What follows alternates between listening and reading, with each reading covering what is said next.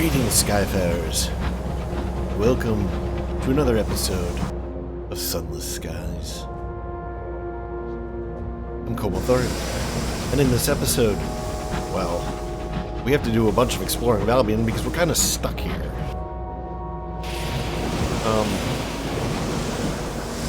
I think the plan should be to try to get back to the Reach as quickly as possible. Now, if that requires ministry stamped permits, that means that we really should focus on finding the equivalent of what do you call it, the company house here in Albion. Presumably there is one. We've gone to a bunch of ports and had port reports to file. Hold on. I was trying to figure out whether or not that sound effect was a phone ringing or if it's in the game. It's in the game.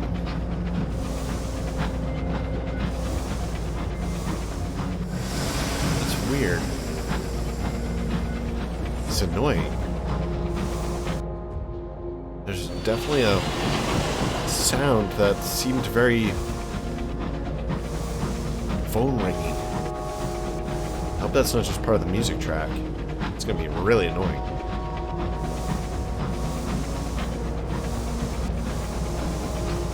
Incautious driver. My father helped pay for this place. I wonder if he ever visited it.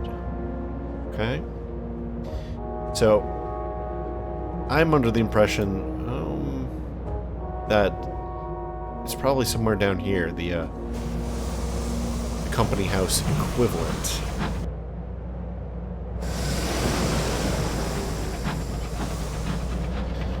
It's nice to see that there's so many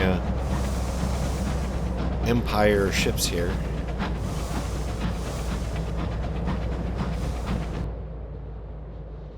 Okay. Let's... I get the feeling we should come up here and do a little scouting as well.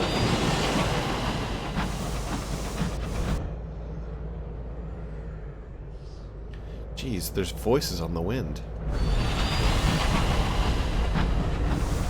You hear that? Is that a tornado or something? What is that?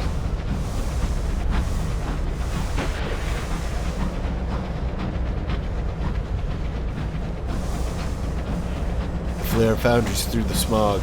You are nearing the work worlds. Where are you going?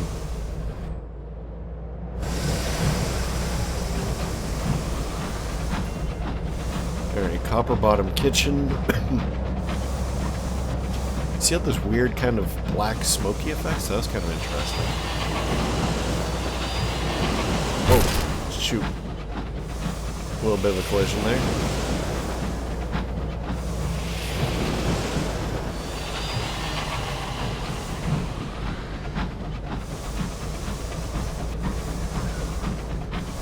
Wait. I really dislike how you can't really tell what's foreground and what's background. That is very frustrating.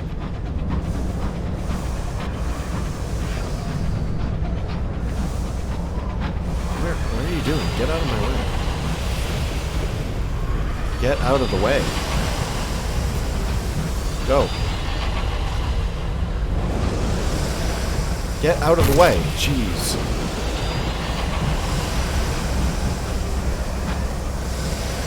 I feel like attacking like that. The AI on these things are so bad.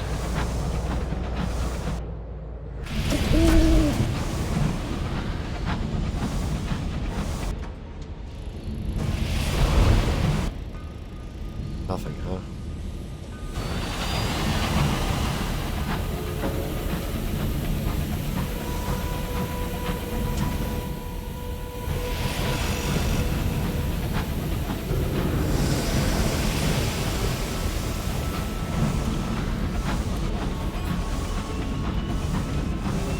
Background.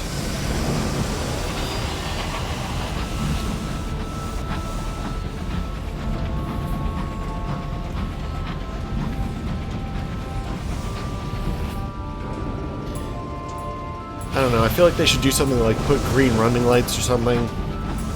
Or like red lights or just something to indicate what is foreground.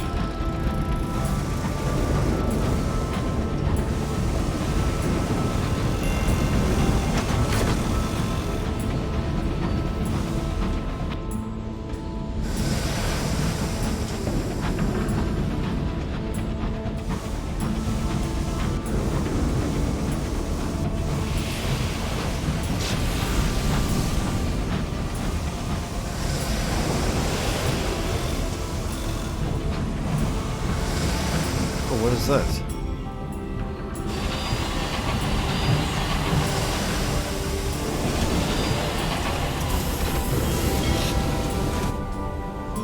Whit and Vinegar Lumber Company, the head offices of a lumber concern that imports bronzewood from the Reach. The Whit and Vinegar Loading Dock. The Whit and Vinegar Lumber Company operates primarily in the Reach, mining bronzewood and transporting it back to London for construction, furniture, and locomotive plating.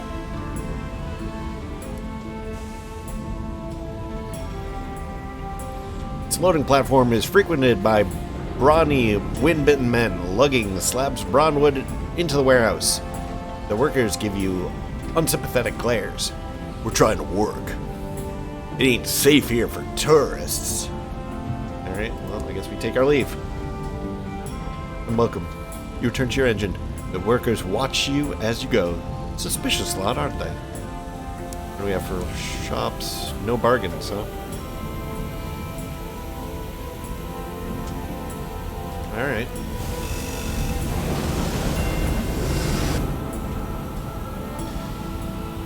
Alright, so I suppose we should probably do a once around here. We should probably explore this road right here, because it looks like we skipped it. Maybe go around here. This might be an exploring episode, which kind of sucks. I mean, it's no fun for you guys just to watch me flying around.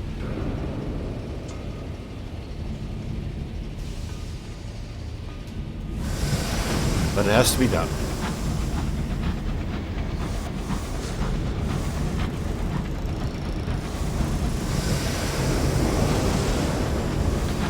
It has to be done, or we'll never find where we're supposed to drop off these. Excuse me. We're supposed to drop off these reports. You know, it'd really help if there were a mini-map. That's what this game needs. There needs to be a mini-map that actually shows foreground from background. Like up here or something. Because then I could just peek up there and I can see very easily if something's foreground or background. The Spatial Fields Market. Or Spitalfields Market, maybe.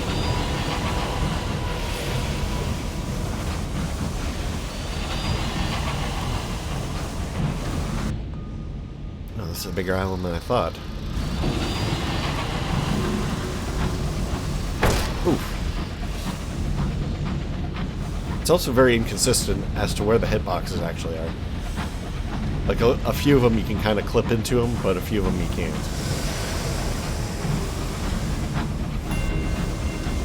Alright.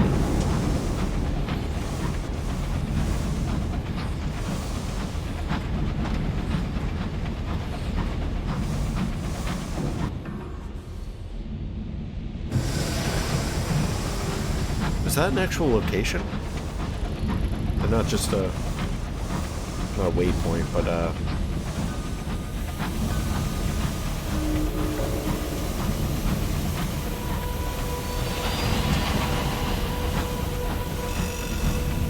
that's an interesting little place. Eddie's Promise.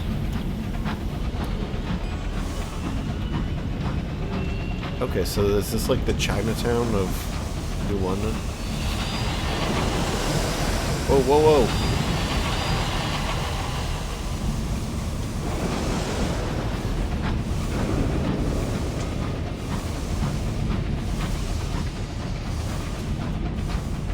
Back to Whit and Vinegar.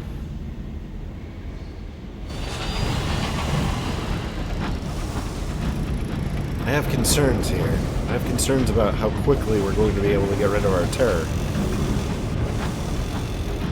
Might actually make sense to just stop into London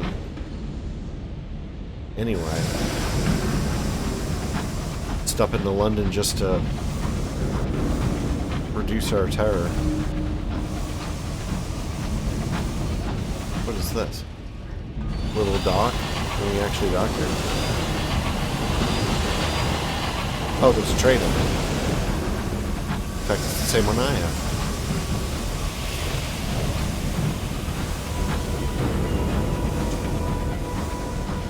There's another one. So this must be a repair yard or something. Alright, let's stop in at,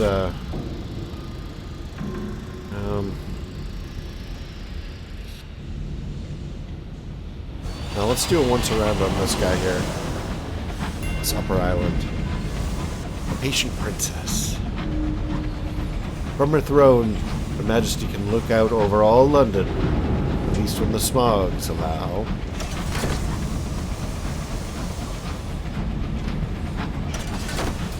What is that?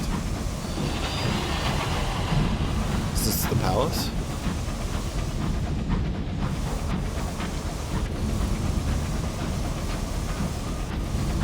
That definitely feels like a house. Whoa, whoa. Jeez, that scared the crap out of me. Holy crap.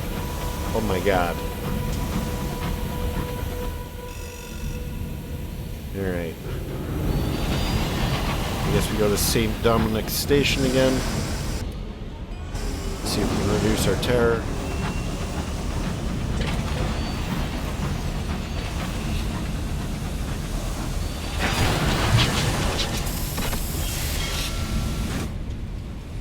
Did not reduce our terror. That's not a good sign.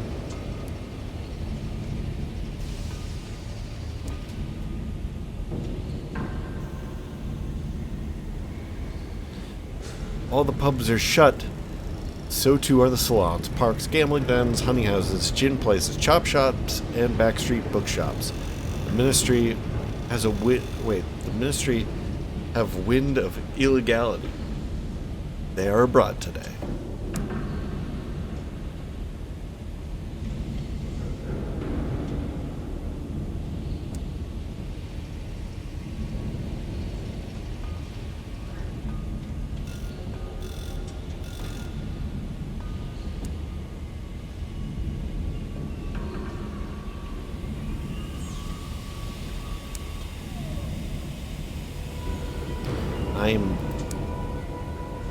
This is not good.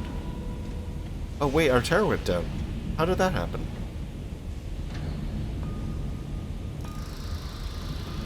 Repairs make your tower go down? I don't understand. Probably I'm gonna have to look back at that and see what happened exactly. Bazaar. Yeah, we should probably grab this. Although we only have one spot. So the mausoleum is northeast of London. I think we can go and probably try to find it. In the meantime, we do have to buy supplies. Spitalfield Market? Yeah. So we probably want to have 4 fuel and 4 supply. Let's get out of here. We'll buy a new facet.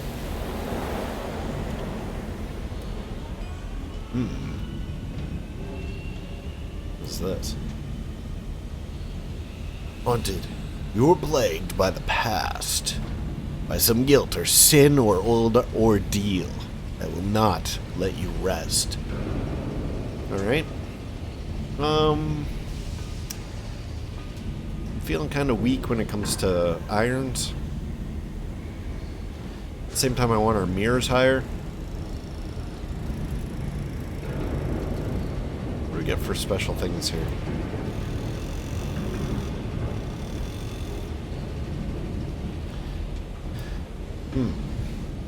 So we could get iron here, and I don't want someone to take out my soul, though. This does give us a free sky story, too.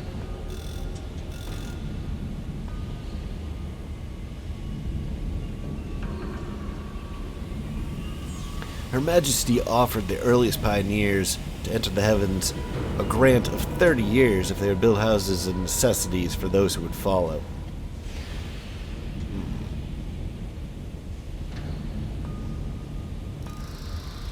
Yeah, let's take up our mirrors and our iron. You were one of the first through the doors to the sky and accepted the offer. How do you spend the Queen's hours? In toil. You helped lay the foundations of London. You dug its sewers, laid its streets. 30 short years to forge an empire from nothing or gallivanting. You took the offered time and fled, leaving the crimes and your past behind. While London grew, you explored the wide sky, untroubled by laws or horizons. That sounds kind of awesome, but we're going to go with toil because I want more iron. Let's go. Oof. Maybe we'll just go around this way. Kind of explore the backside of whatever the hell this is.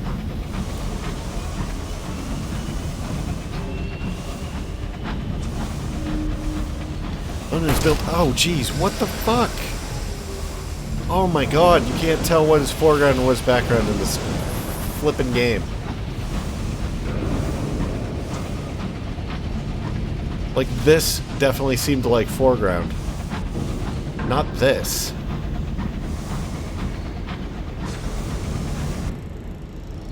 Alright. Oh, jeez. That is frustrating. Alright, we found the Ministry of Public Decency. I have a feeling that this is where we're gonna actually turn in our reports. Please be the place where we turn in our reports. London is built on a series of descending plates. The wealthier districts higher up, the poorer ones are steeped in smog. Ministries.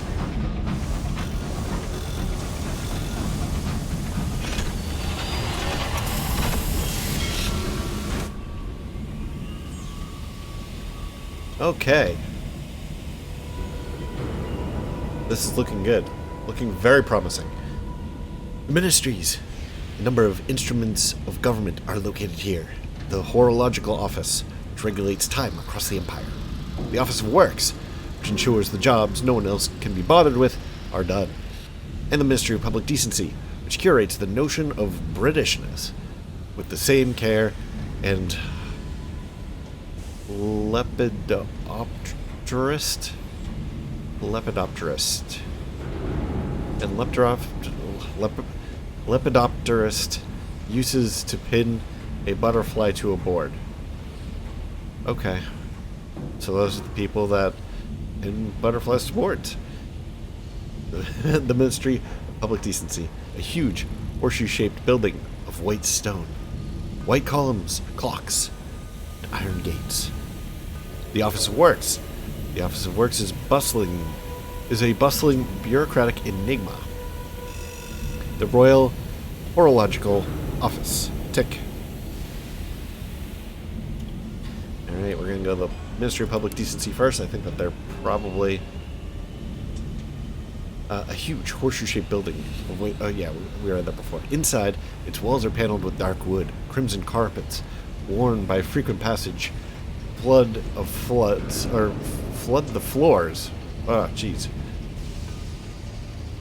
Crimson carpets, worn by frequent passage, flood the floors. Within its cubbyhole offices, auditors toil to protect the sensibilities of Londoners here in the heathen sky, and request an appointment regarding intelligence you've gathered.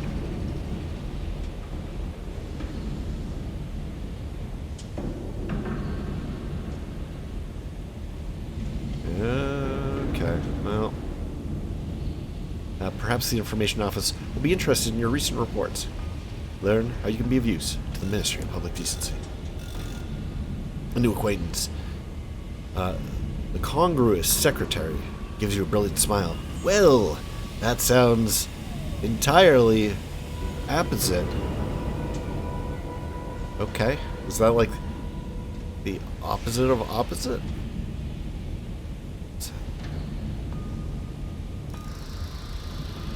Take a seat, dear. She writes a note and inserts it into the pressurized delivery tube by her desk. 15 minutes later, the genial auditor arrives, a portly fellow with white wispy mutton chops. Looks like he's got a full beard, actually. Pleasure to meet you, madame. Let us go into my office, shall we? He leads you through a labyrinth. He leads you through labyrinthine corridors. A new bust of the Empress seems to wait around every corner. Okay, that's about the same. We can take tea with the genial auditor, or we can deliver our reports to the genial auditor. Let's take tea first. His office is small but comfortable. One wall lined with books, another holds a window with a small window box in which he appears to be growing decorative fungus. Gross? Or he could deliver our port reports to the genial auditor. Well, what do we have here? He asks, pouring you both tea. Well, let's take the tea first. His office is poky. Its walls lined with leathered books. The Clockwork Sun glows in the window. Rose gold in the smog. His window box holds a spray of decorative fungus. He sits behind his heavy, many-drawered desk. Well, what can we do for you today? His wispy mutton chops quiver eagerly. Ask what the ministry does exactly. He puffs out his cheeks. Clearly, he's a speech prepared. Nice. A craftsman. A mill makes grain. A factory makes, well, I don't know, socks and so forth. We, madame, make Britishness. A priceless commodity here in the heavens. It must be cradled, nurtured, and nourished. Without it, we would lose ourselves. He looks out his window, unsettled. We are very small, don't you see? And the sky is so very big.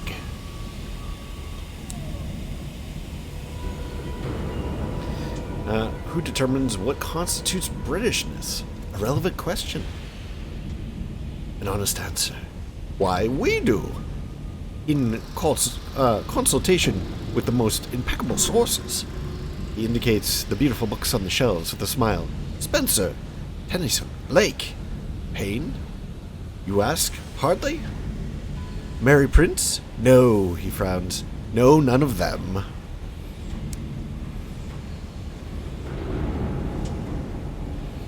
How does the ministry pursue its task? You have heard of their zeal, of furnaces to which unappropriate books are committed, of corrections to venerable works, like Shakespeare and the Bible, of their printing presses, rattling out endless public information posters. Methodology. Firstly, with the truth, which is not, I must make clear, the same as facts. Facts can point at anything, but the truth is straightforward. It puts us on the right path. Secondly, by respecting and preserving our traditions. They are not all quaint. They are not outmoded. They are tried and tested. After all, they brought us here, didn't they?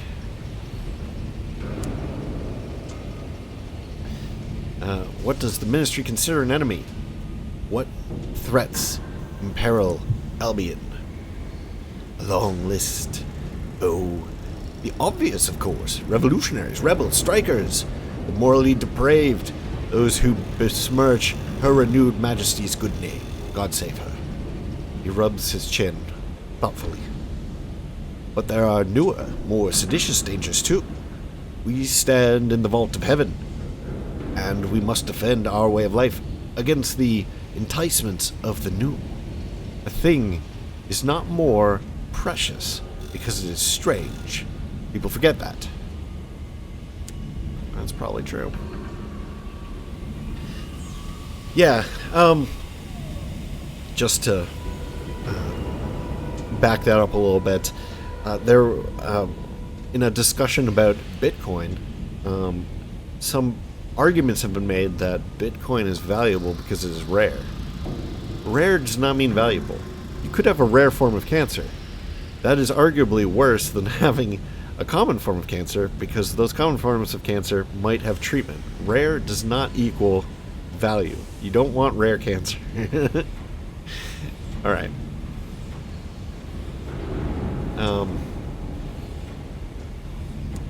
Return to business. You bid him a good day. Busy. Toodaloo! He calls after you, turning his attention back to a fresh manuscript on his desk. He tuts and takes out a pot of black ink and a heavy pen. We will deliver our port reports to the General Auditor. I believe we only have one, though. Expert handling. He listens intently, writing notes on a pad of paper. His comments are absolutely neutral. I see. Fascinating. Well. You notice your reports are filtered into separate piles. Afterwards, he writes a requisition form for you. Just pop this into finance on your way out, and they'll see to the needful, he says. Terribly grateful. But best keep this information to yourself, though, eh? Rest assured, we are experts. We'll ensure it's handled sensitively. Alright. We've gained the strength of the sun? What the hell is that? We have Ministry Gratitude, Strength of the Sun, and 100 sovereigns. How many Ministry Gratitudes do we need? Okay, so we need one more Ministry Gratitude to get a stamped permit. And I believe that we need 3 to get the F out of here. How many do we have right now?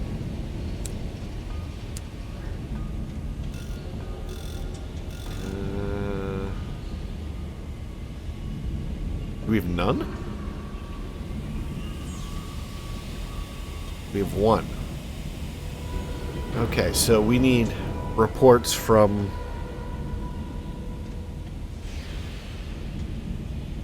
I guess 3 other places? To get out of here, is that right? Yes, that should be right. Alright.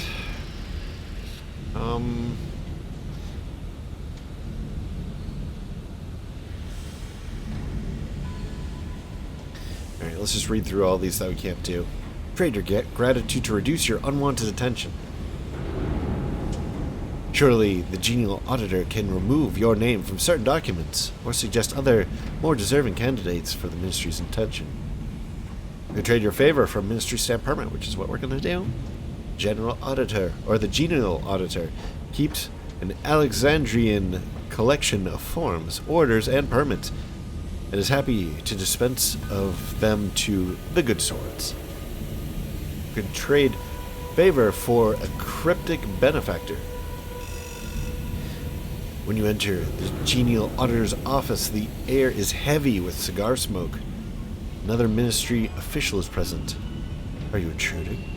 Not at all, the auditor says. Come in. We're all friends here.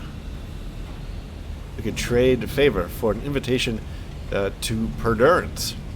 The ministry keeps a supply of invitations to the Half-Light Mask. Occasionally, they hand them out as rewards to people who provide valuable services. We can trade our favor for a royal dispensation. Matters crucial to the crown. The ministry is sometimes forced to use extrajudicial methods. The genial auditor will have access to royal dispensations. This guy can do like anything, man. You can surrender our contraband. You won't get much for it, but nor will you get arrested for its possession. Or you could make a deal to reduce our notoriety. You've earned a few lightly averted eyes. Reduce notoriety earned through smuggling. Alright. All well and good? Perhaps not. Oh, we have the Office of Works. The Office of Works is a bustling bureaucratic enigma. Behind its red-bricked flanks toil numberless clerks and surveyors.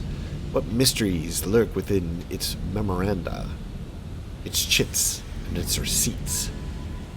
What, exactly, are its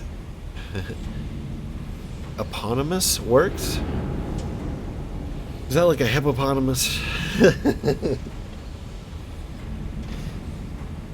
No one is sure, but in a draughty loading bay, an unflappable foreman purchases supplies to complete outstanding work orders. Provide the foreman's requirements to earn payment. We can offer your services. He sniffs and leaves through dog-eared ledgers. We can take our leave. You have business elsewhere.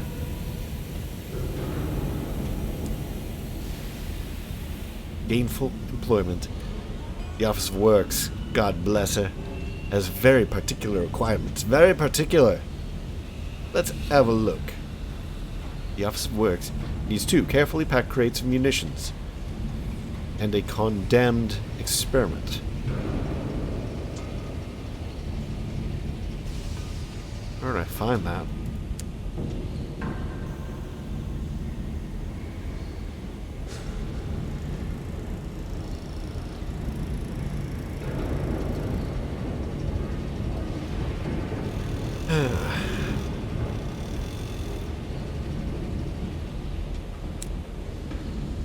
Did we pick up something? Work orders.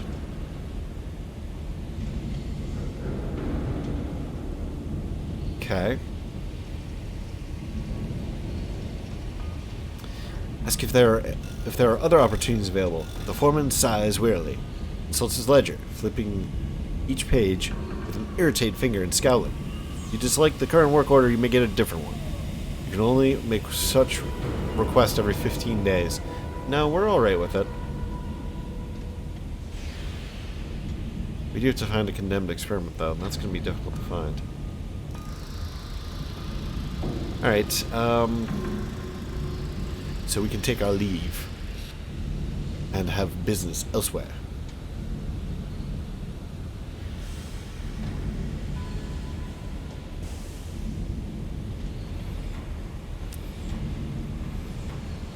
Go to the Royal Orological office. Tick, tick, tick, tick. Albion's heartbeat. The clocks of diverse size and shape line the walls of this small gray office. Each is meticulously tuned by the Royal Orologists and inspectors as they practice the thankless, complex task of ensuring the consistency of time across Her Renewed Majesty's territories. Jeez, this is a lot to read. Alright, speak to the chief orologist. He sits hunched in a thick gray blanket, his crow-like stare fixed on a disassembled clock. Its gears are almost too small for the eyes to see. One empire, one time, one date. Times change, I've heard. Well, not if I've any say in it. He reaches for a pair of tweezers, pincers barely thicker than a human hair. The time in London must be the same time as in Brabazon, in Whorlbury, in New Winchester, in Lustrum, to the second. It is the privilege and duty of this office to ensure that continuity. He sniffs. A task that was considerably easier before we began spending hours like shillings and sixpences. Now, it might be yesterday in one place, and next week in another. It was most untidy.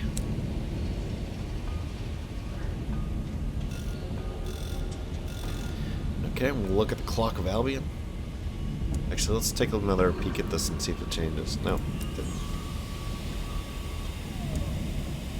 From this side is a polished wonder of valves, pendulums, and cogs working in perfect harmony. Breathtaking work of engineering. Only the finest engineers are permitted to work on it.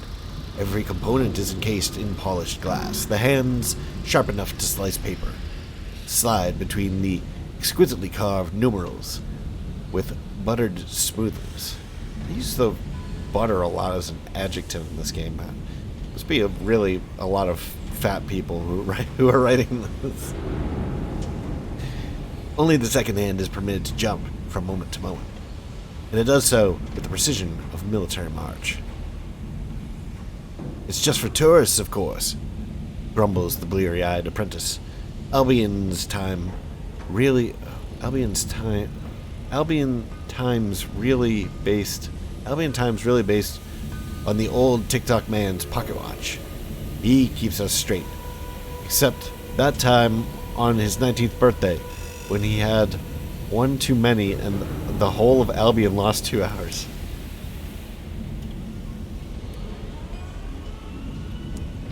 Right, we can examine the array of clocks. They all have names with ports within Albion and the Reach. Lustrum, Brabazon, Port Prosper. The current time is right now. Despite vast distances involved and the complicating efforts of local hour usage, all the clocks show the same time. Each of London's territories is expected to run on Albion Standard Time, but London is a long way from them. Despite being a commandment from the Empress's own lips, it is a law more often breached than observed. You can ask about the nature of hours. Their use remains poorly understood. Modest adjustments. The chief orologist doesn't bother to hide the weariness in his voice. No, despite the imaginative claims of certain penny dreadfuls, hours can't take you back to yesterday nor leapfrog to tomorrow. But with the use of hour looms, a week's journey can be made in only a day. Or a prisoner can endure a 10-year sentence while only 1 year passes outside his cell. A workload can perform a month's labor in a week. A work world can perform a month's labor in a week. A lifespan can be stretched. The Empire, madam, runs on hours. Alright, I'm gonna poke that one more time. Looks the same. Inquire about employment. Not just anyone can become a royal orologist. A job for serious people. The chief orologist looks surprised at your inquiry. Orologists tend to be cut from a specific cloth, rather than grayer fabric that is worn by a skyfarer. However, you have the right to take the examination if you wish. He blows off the dust from a textbook and bids you sit down. No calculation devices or writing implements are permitted. The chief orologist peers over the book. If the current time in Perdurance is exactly 7:15 on the clock, and the time in Albion is 8:34, what, pray tell, is the current time in Lustrum? Hurry up. Well, 8:34, obviously. Or 18:34. Or, so, we have 11:15, 14:34, 18:34, 19:15, or 19:34. Or we could offer the Royal Orological offers a donation. They work so hard. Perhaps this will save them time. This will only buy the answer to this one question. It's 18:34. Come on. Is that your answer? Very well, we shall continue. I mean, because shouldn't it always be London's time? Or Albion's time? And now a tricky one, perhaps. The chief orologist coughs. The train for Brabazon work world arrives at 11:30 in London. The current time shown on the master Brabazon clock is, he winces, 14:30. If the train took exactly 1 hour to make the journey, it does not, of course. I merely offer this as a hypothetical for the sake of testing what was the accurate time of its original departure from the work world. Well, it would be 10:30.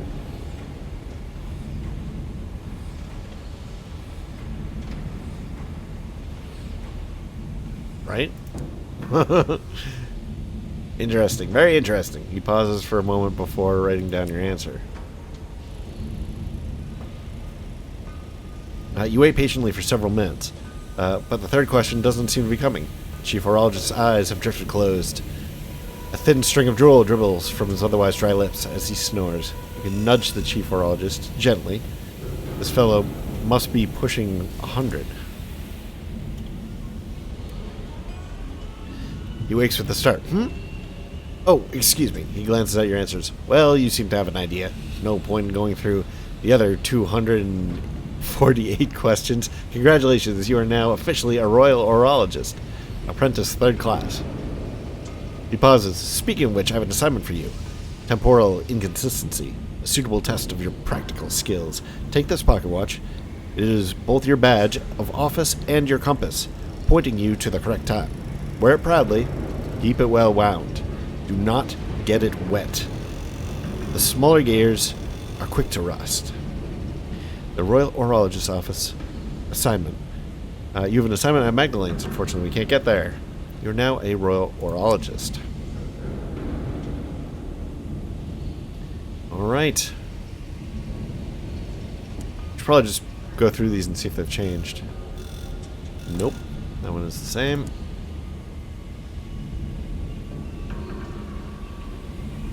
That looks the same.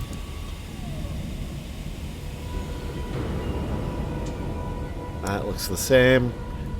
Yeah, I think they're all the same. Yep. Alright, let's get out of here. So we have a mission we can't complete. Yeah,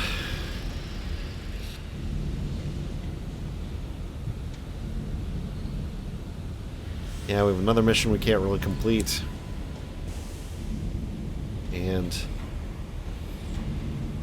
well, whatever. At least we sort of have a way to get the paperwork we need to eventually cruise back to the Reach. Throne of Hours, domed and vast, presides over the riot and glory of London.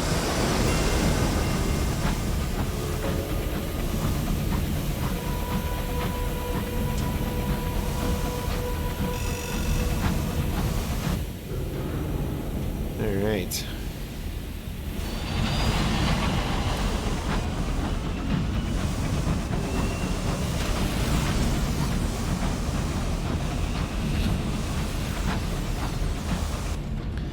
Where's the Orological, Decency. Where's the other one? I think it would be here.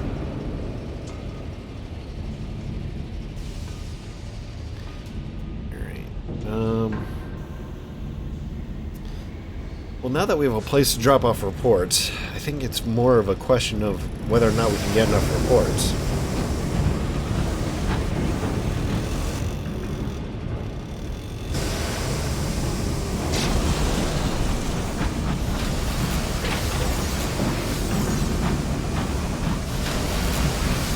Let's do it once around the palace here. Whoa. Poof. Ran into the Throne of Hours. They won't be happy about that.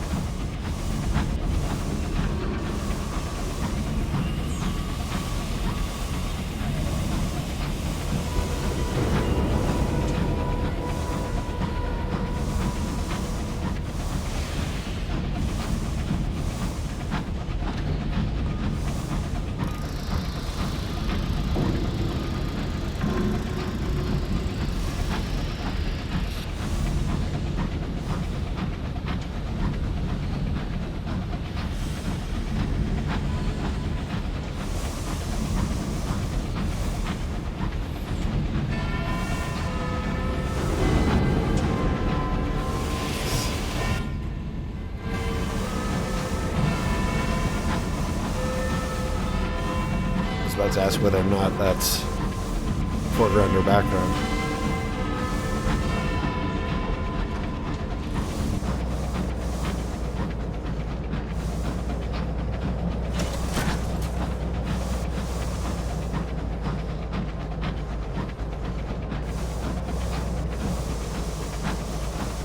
It's a big palace, jeez. It's all part of the same island.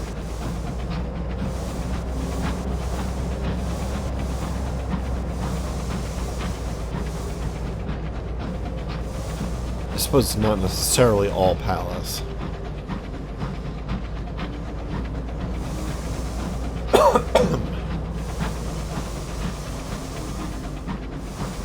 Ooh, there's a leak in the pipe.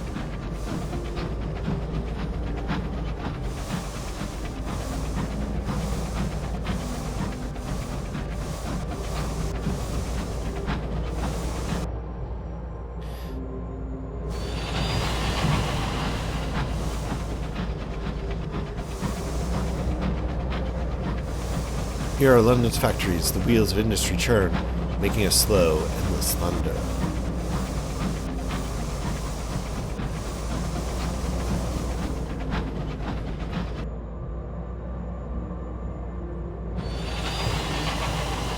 We can go check out wherever that was.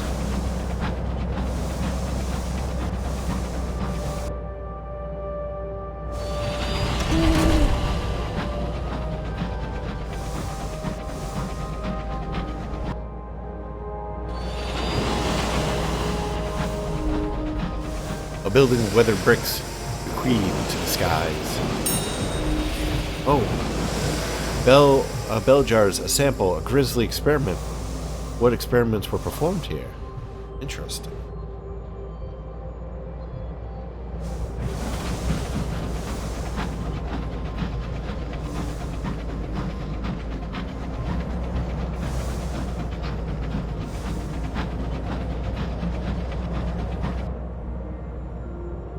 We needed a grisly experiment, or maybe we'll get another one.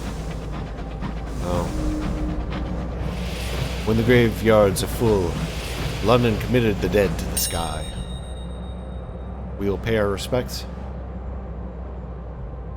Humble wooden coffins pepper the sky. This is a bully's acre, a pauper's graveyard. There's little room for the dead in London. So I think that these are the same. We'll do this and reduce our terror because our terror is really high. Silence as coffins drift past the windows. The stoker removes his hat.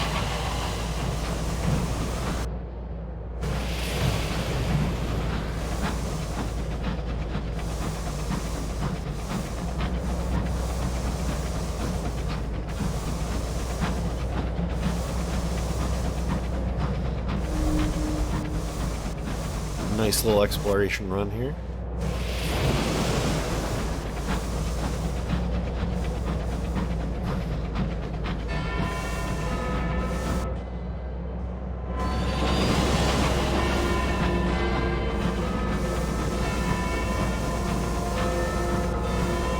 Alright, so what do we need for that? Need packs of munitions. So now we have a condemned experiment. At least I think that's what it was. We have a condemned experiment. That's the one thing I was afraid we might not be able to get.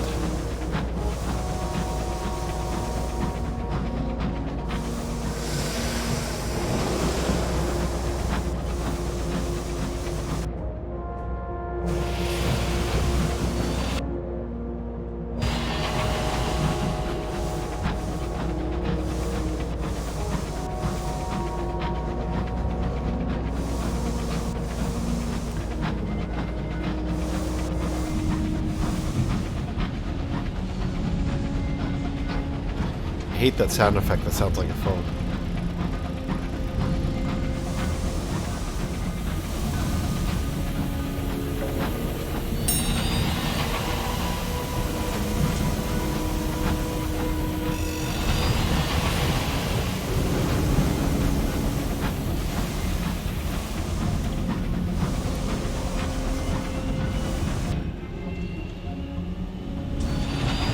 Alright, we're almost back where we started.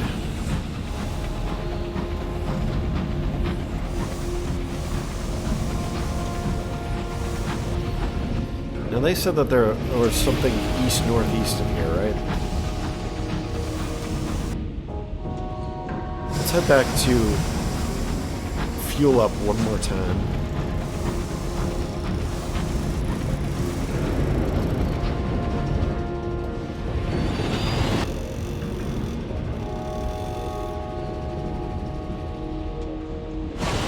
Yeah, we'll go fuel up one more time, and then we'll go and search for that place, because, you know,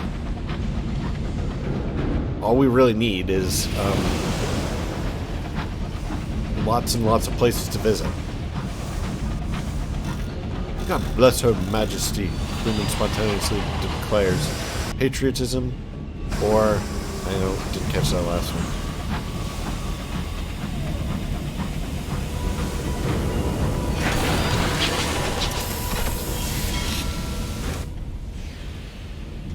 Alright, let's see if, why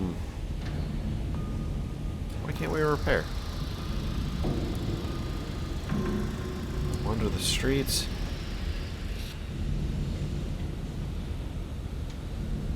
Today the crowds are thronging to the shops in New Regent Street. Black and gold, the Empress's own colors, are much the fashion. Golden gowns and hats gleam in the slow, syrupy light of the distant Clockwork Sun. Alright. Why can't we we can hire crew? We can. We can try.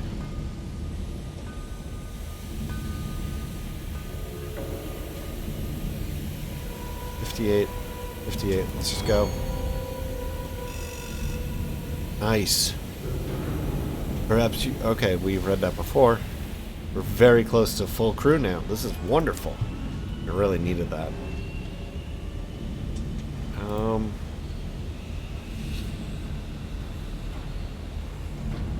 Let us go to the shops. We'll head to the bazaar. Enough tea to fuel the sun. Nice. Okay. We have tea. I don't know if we have enough tea. We have a lot of ministry-approved literature, so this is good. Alright, additional field markets. Let's get these things up. We should probably sell some stuff, or maybe throw it in the bank. Oh, we have a lot of ministry-approved literature. Alright,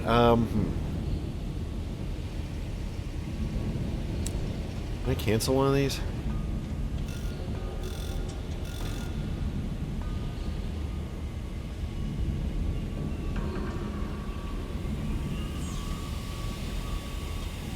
Alright, we'll abandon this prospect. Okay. We have plenty of tea. We have so much literature. Should probably put these unseasoned hours away too. Alright, oh man, we got a lot of unseasoned hours. Oh, we have ammunition! Hold on. Okay. Carefully pack crates of ammunition and condemned experiment. We have plenty. Great. My hoarding is paying off. Alright, let's head back to the bazaar. Enough tea to fuel the sun. Clockwork Sun does not, of course, run on tea. That's unfortunate, because that would have been funny. But the battalion of engineers who maintain it surely must. Every month, a new tender for 3 caddies of tea is offered. Regular as, yes, Clockwork. Clockwork Sun lies to the south-southeast of London. So we need 3 caddies. That's pretty easy. Words in the wind. Literature for Avid Horizon. Those who remain at the Avid Horizon are desperate for diversion, distraction, or escape. The authorities will pay for 3 consignments of more recent ministry-approved literature.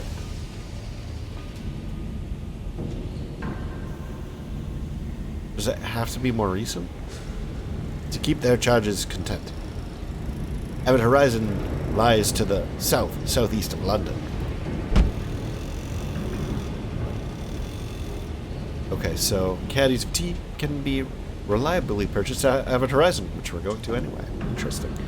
Approved literature can be reliably purchased at Perdurance and Whirlbury Juxtamare. F is that? Whirlbury Juxtamare. Alright, well, we have enough anyway, so we don't have to go and do that.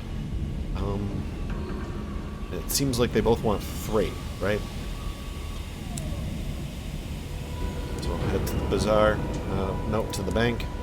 Go 1, 2, 3. 1, 2, 3. And maybe we'll buy a little bit of extra fuel and stuff just to have it. And then I think we're gonna head up. Ah, jeez. I think we should head up and complete this quest for the such and such office, whatever ministry that was.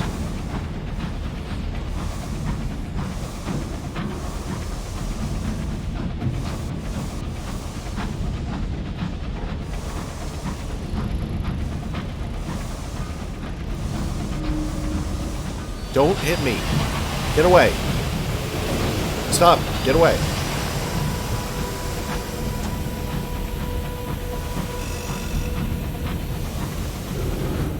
What is this? The sky is wrong. What the fuck? The sky shouldn't be wrong.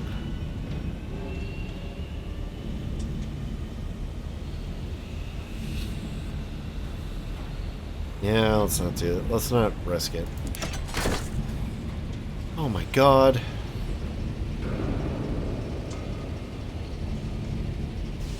We just bought that fuel. You stupid punks. You're gonna make me go back and buy more? What's wrong with you people? Alright, so that was the Office of Works. Here we go. Order 8446-D still needs an explosive.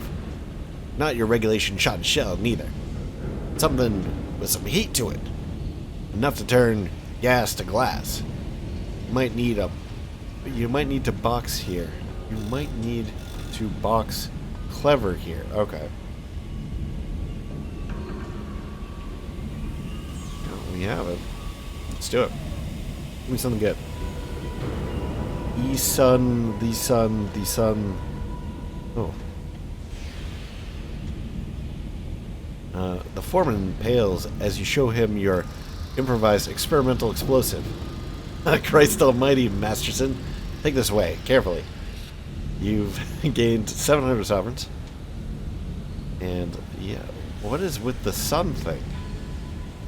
You total searing. Ask if there are other opportunities available. Foreman sighs wearily, consults his ledger, flipping through each page with an irritated finger and scowling.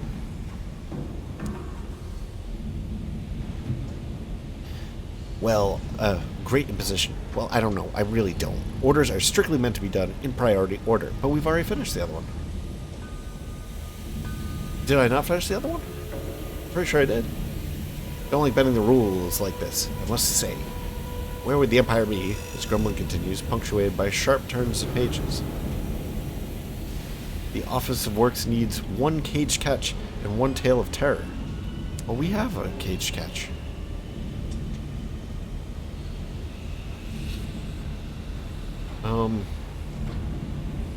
But at the same time, we will run out of things to bring back here if we do this.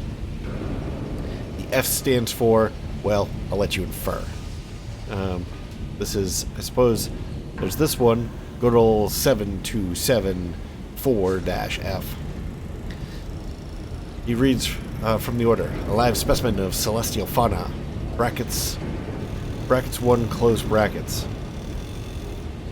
Must be in rude health and of intemperate disposition.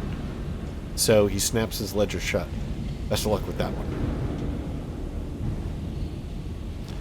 Alright, well, we'll have that. I mean, we can go ahead and get it. Cheerio. The foreman turns his attention to a pallet of crates destined for St. Dominic's Station. Hurry up. We have to get these... we have to make these... Wait. We have got to make the 1215. Okay.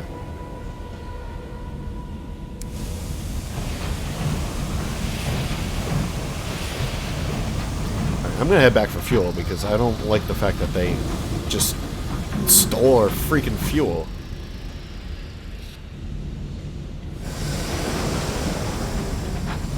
Can't believe that they just took 2 of our fuel in the middle of London. It's not like we could get lost.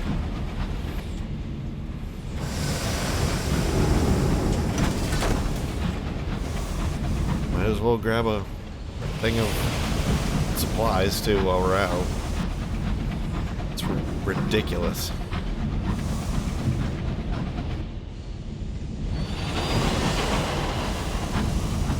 Also, our terror is really high. I'm a little worried here.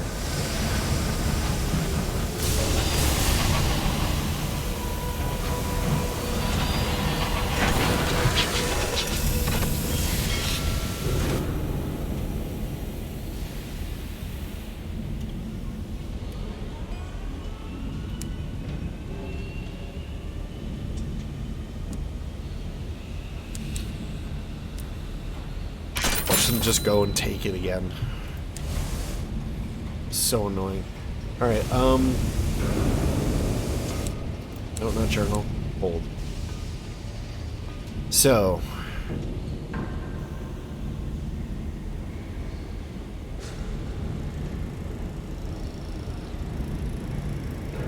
Clockwork Sun lies to the southeast of London. Or we could go to the east-southeast of London. So south-southeast would be south-southeast, maybe around here. So I think that's where we'll go. I have a feeling that going to the sun might decrease our terror. Or maybe not. You never know with this place. This game. I just hope that they don't go and start taking away our stuff randomly on dice rolls rather than having this be a skill-based game. I mean, if I wanted a random number generator, I'd just go on Google and start rolling random numbers. It's just silly.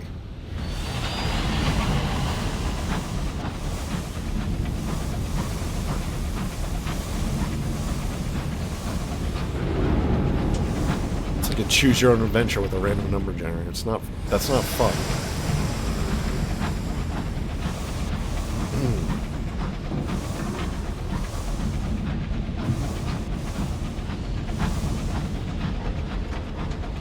There should be enough. I can understand having random events to add a little bit of flavor. But you shouldn't be having so many random events that it actually affects, that the player can't get past things with their skill. You know, it's like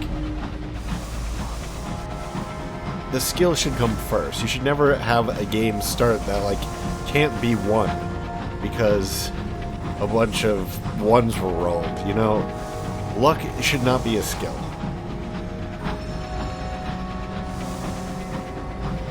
It's like, oh, you just rolled a bunch of ones, you lose everything. It's like, gee, thanks. It's not a game anymore if that is the way that it goes.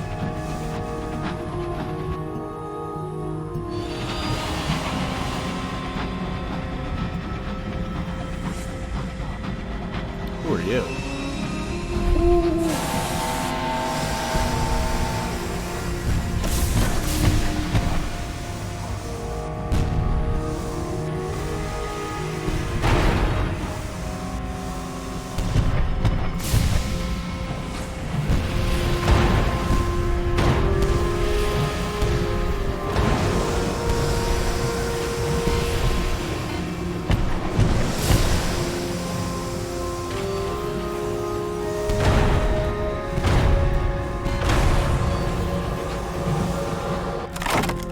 Alright.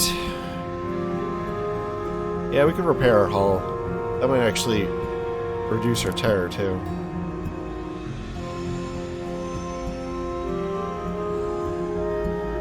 Albion Marauder. Mangled. Marauders are those who defy or are even excluded from Albion's authority. Leaderless raiders, homeless exiles, pirates, dissidents, criminals. Stripping the marauder is slow work. The parts are ancient and much repaired.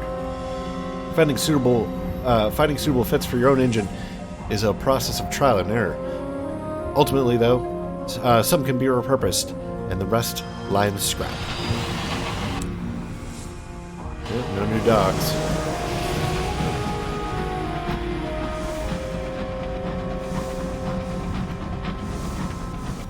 You said east? It should be around here, maybe?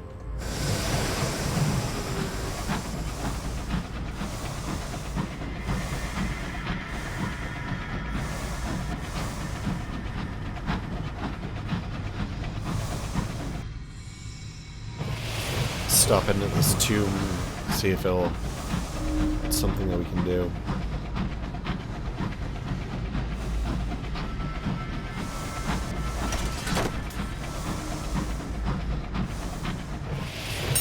He's building a state. Okay.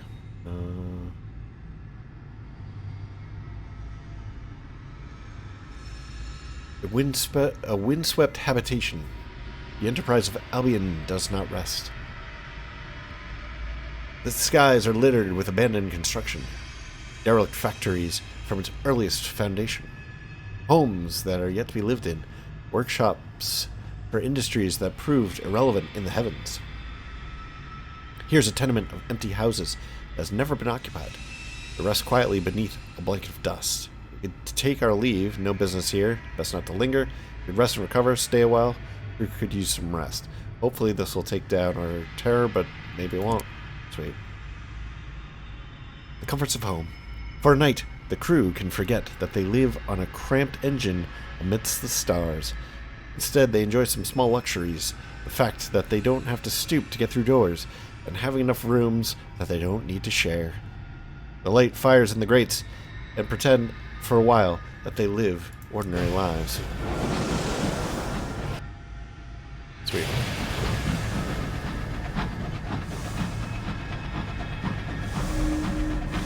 The air shimmers and twinkles, a sky of broken glass.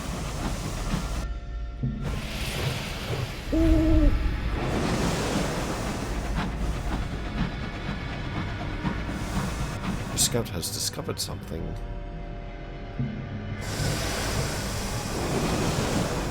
Out in the sky.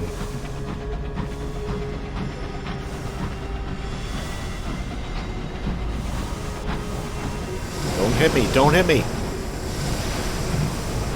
God, the AI is so bad. Whoa.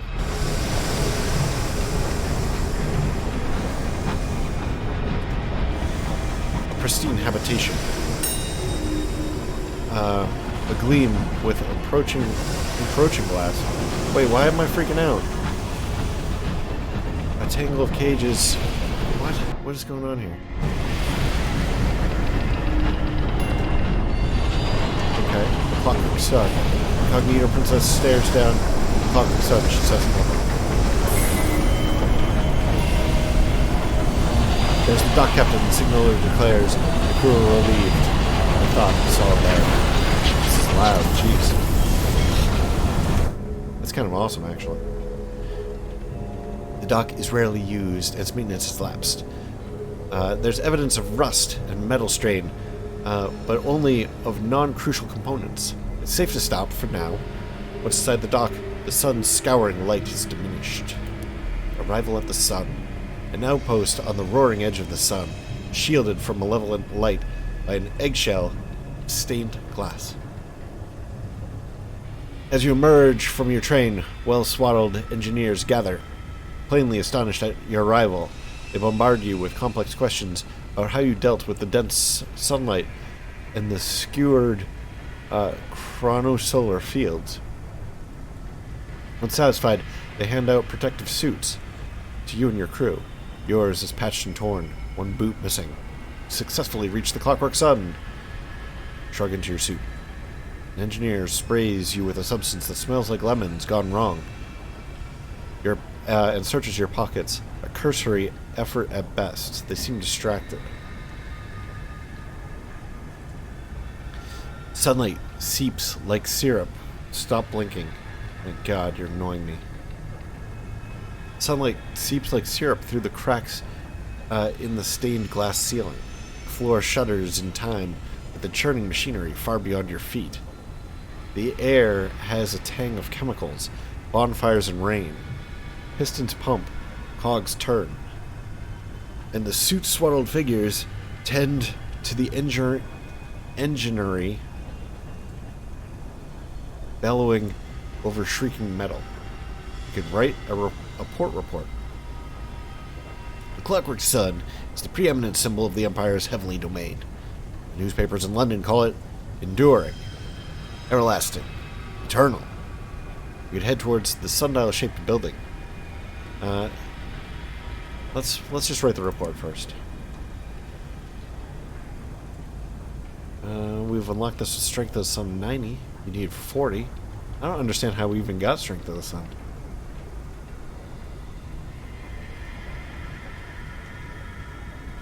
Or maybe it diminishes over time.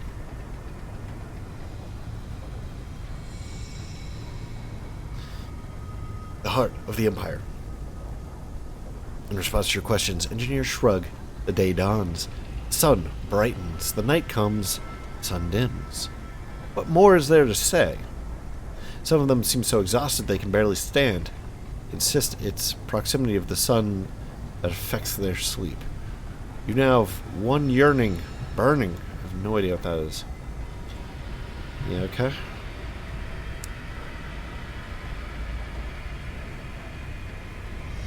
You can head towards the sundial-shaped building.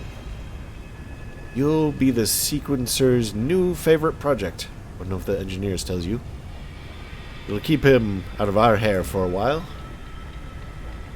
Azimuth. Azimuth is an enormous sundial without a shadow. Its roof topped by golden shark fin gnomon. There are still racks of yellow pamphlets on the walls.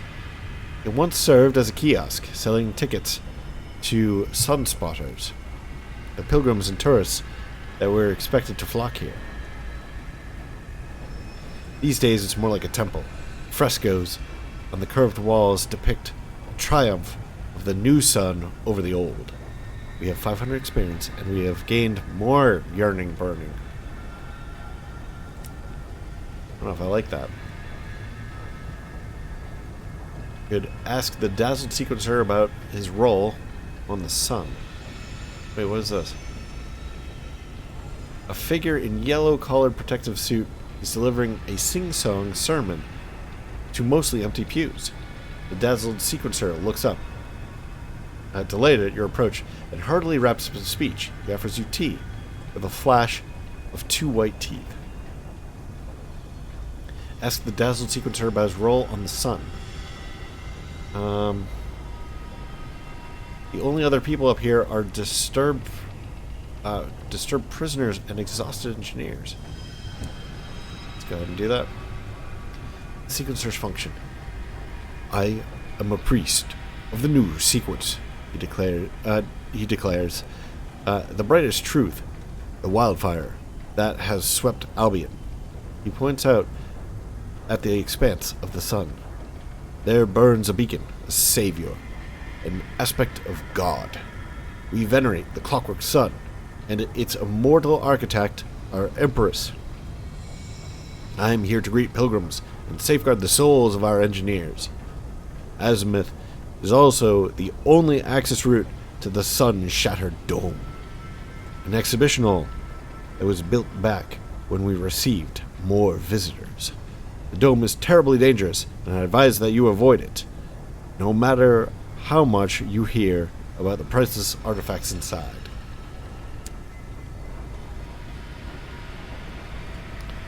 Well,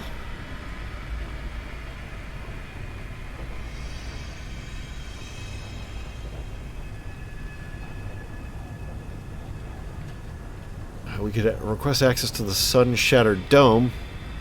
Beyond the azimuth lies the maze of abandoned exhibition halls, crowned by a magnificent broken dome.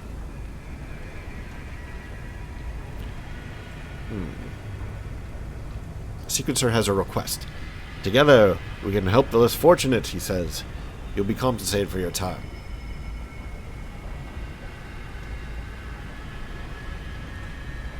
Or we could leave Azimuth, return to the yelling of engineers and roaring machinery.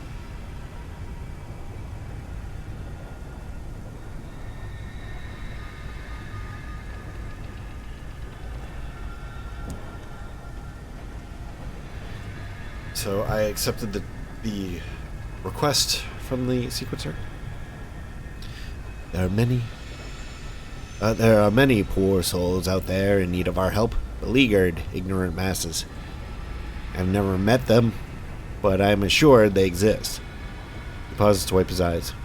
When we lift them from their contemptible state, perhaps they will come to appreciate the greatness of the sequence.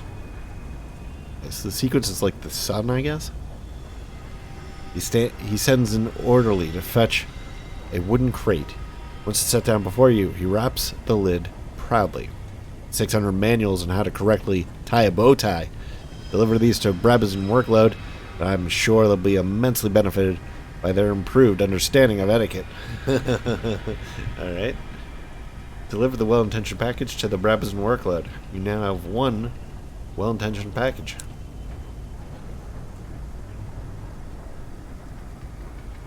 Alright, that's good. Now, as for the sun-shattered dome, I'm starting to get a feeling that these horrors that are out there, there's a horror near us somewhere, we might be able to fix them so that they're not horrendous anymore. I got this feeling from the Barrows, too. It's just a really difficult quest, but if you can fix them, they won't be horrors anymore. I'm kind of getting the feeling that this here is a horror that can be fixed also.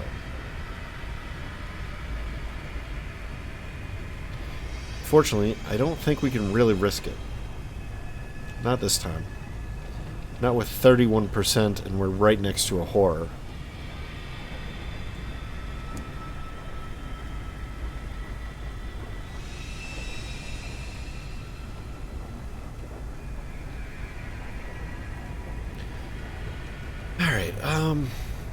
So let's see. Okay, we could head towards Azimuth. The engineers wave you onward, shouting something cheerily derogatory about the sequencer. Wait, is that where we were before? It is mostly lost in the roar of pistons. Is that where we were before? Yes, it is. Okay.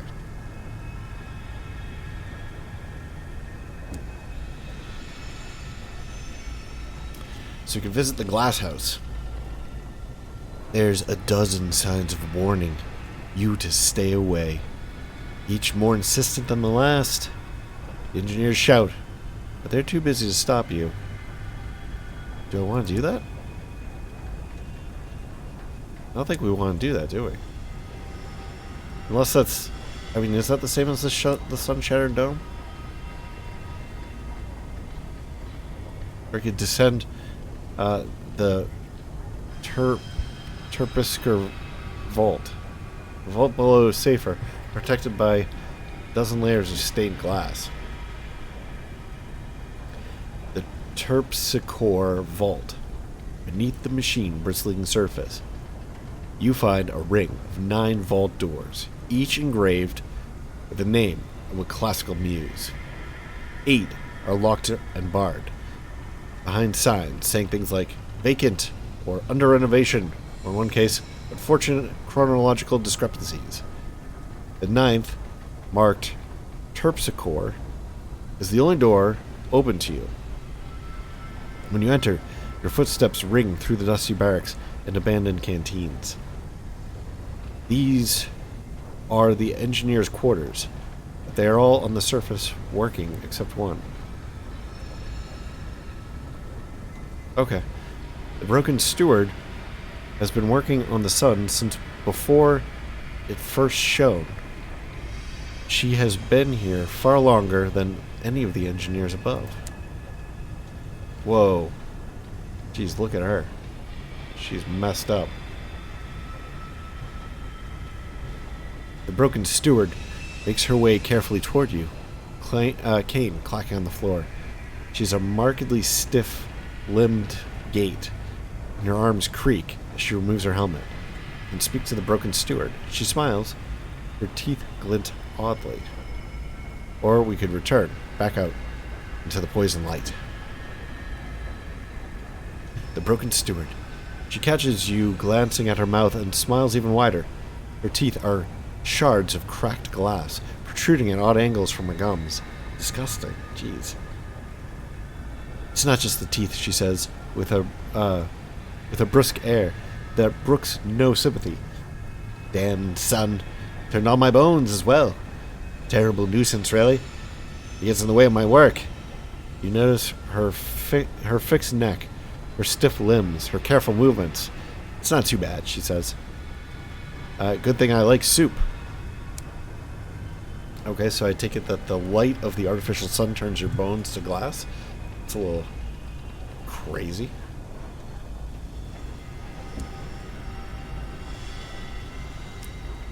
I guess there's nothing else we can do here, huh? Try to visit the glass house. There are a dozen signs warning you to stay away.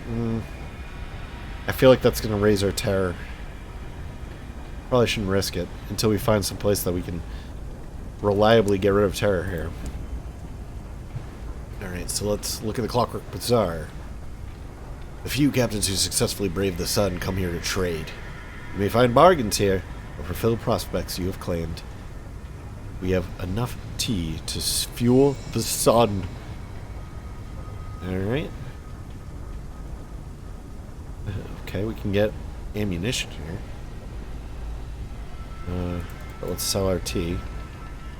The solitary foreman asks you to wheel the tea through empty corridors to the storeroom.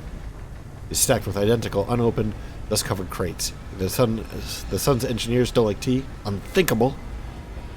Or there are fewer of them than presumed. You've gained 1 ministry stamp permit. And 200 experience. This is amazing. Okay. Sunspur.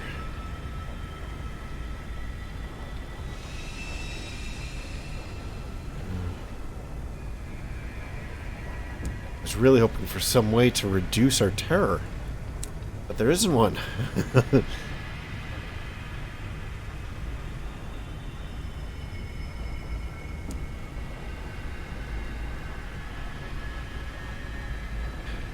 Alright, I suppose we could just pick up the ammunition. We're gonna have an abundance of ammunition. We could always sell it though.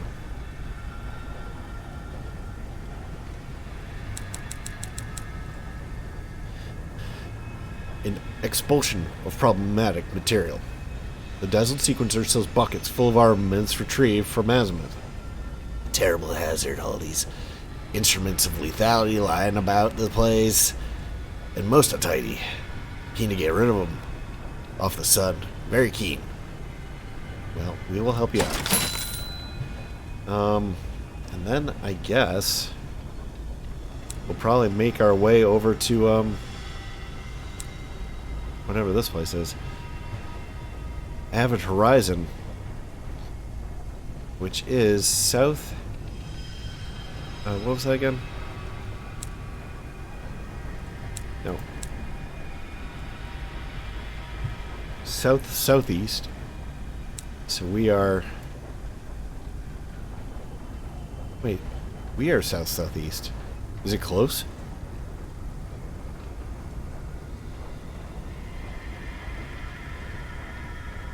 East-southeast. Okay. Actually, that's probably quite far away from this. So east, southeast. Southeast, all around here.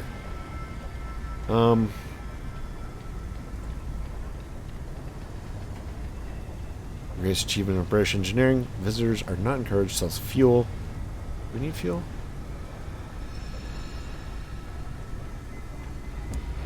We have the decommissionary, or decommissary, actually, is what it is. And they have panes of stained glass. A cheerful signboard lists the goods on offer. Her Majesty's finest coal, and Her Majesty's finest stained glass, sunproof windows. No comestibles, though. Nothing edible grows here. In one fuel. And then I think we're off, but I think we're going to wrap up this episode because I forgot to actually set my stopwatch, so I have no idea how long I've been going. Hopefully this hasn't been too long. Anyway, thank you very much for joining me. I hope that you enjoyed this, and if you have, please like, maybe comment, maybe subscribe. I'll catch you in the next episode where we're going to go and try and find, whatever the name of that place was. Even Horizon. Anyway, I'll see you over there. Bye-bye.